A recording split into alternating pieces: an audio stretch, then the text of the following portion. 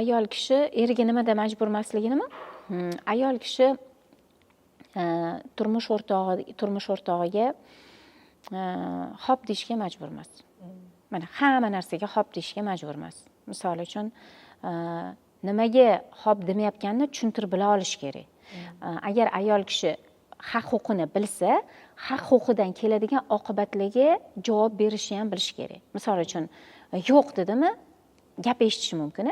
Sen yo'q dedingmi, gap eshitish oqibatini ham agar bo'yningga ola oladigan bo'lsang, yo'q deyishing mumkin.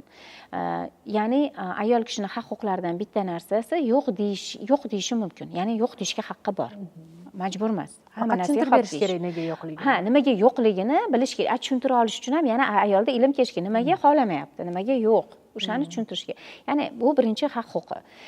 Yana bitta ayol kishining haq-huquqlaridan bittasi haqiqatdan ham turmush o'rtog'idan boshqa insonga, uni oilasidagi insonlarga itoat qilmaslikka haqqi bor. Mana faqat turmush o'rtog'ini, misol uchun singlisi, misol uchun qaynisi, ularni aytganini qilishga majbur. Mana misol uchun turmush o'rtog'i ketdi, qayergadir ketdi, ruxsat so'rab ketdi. Qaynisi chiqyapti yoki qaynagachi chiqyapti, siz bormaysiz deydi.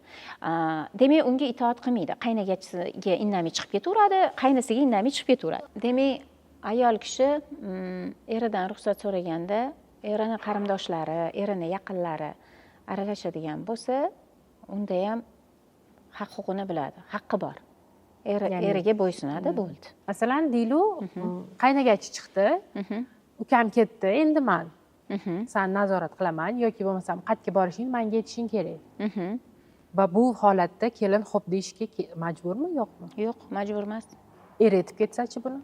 Agar eri vakolat berib ketsa qaynagachisiga, unda qaynagachisiga eri orqali chiqqanda, agar men yo'g'imda, meni o'rnimga mana shu seni boshqaradi desa, erini o'rniga, ana o'shanda ham agar ta'zih o'tkazmaydigan, o'zini toqatidan ishlaga majburlamaydigan bo'lsa, hop deydi. Yo'masa hop deyishga majbur emas. Lekin hozir birinchi qoidangizga qaytamiz. Ya'ni yo'q deyishi mumkin.